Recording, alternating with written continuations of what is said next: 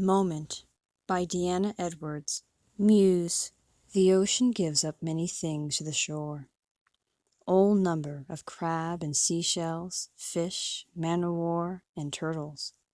After a recent hurricane, a refrigerator lay resting on the sand. For every beach walk, the topography changes. I like to walk at low tide on sand the waves will later cover. On days I don't walk, I become restless. The sounds of the water, the smells of the sand, and the air are soothing to me. It must be so for others. The beach is never empty. I have a theory that the reason we are drawn to the ocean is because we evolved from the sea. It represents comfort and ancestry.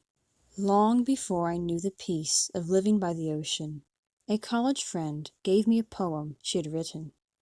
She grew up on the coast and missed it desperately. I lie on the sand, sand 1,000 years of shell ground up by the sea. Such power. I love and respect her. Her waves break against the shore she built. Rhythmic, constant, like a rocking chair. The sun warms my skin, reminiscent of the womb. Comfort, protection, a beginning, a returning. The body of my mother is the ocean, her pulse, the sun. I started early, wanting to share the beach with as few people as possible.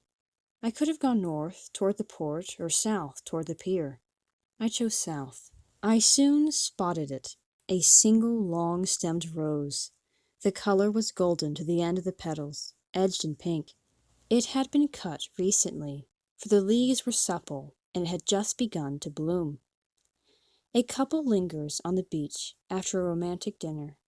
Lost in embrace, the rose is dropped and forgotten. There is no moon, so even if remembered, it would be difficult to find. 20 feet ahead, there were 2 roses. Further on another and another.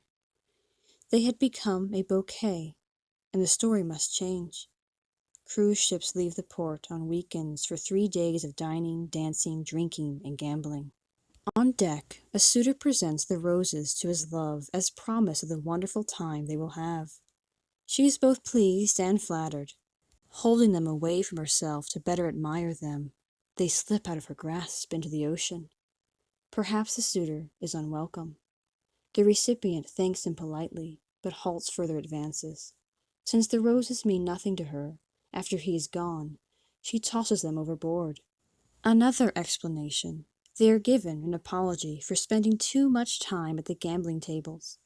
Apology not accepted, they are sent flying. Whatever the reason for their arrival on the sand, I would save them. I carefully picked up each stem, cradling the blooms, and started for home. In the kitchen, I filled the sink with cool water. Gingerly, I laid them to soak out the sand trapped within the petals. I searched for a vase to hold my sea roses, deciding they should be placed in view of the ocean. As I lifted up stem after stem, not a petal remained. All lay floating, their beauty given up to the water. End of Muse by Deanne Edwards.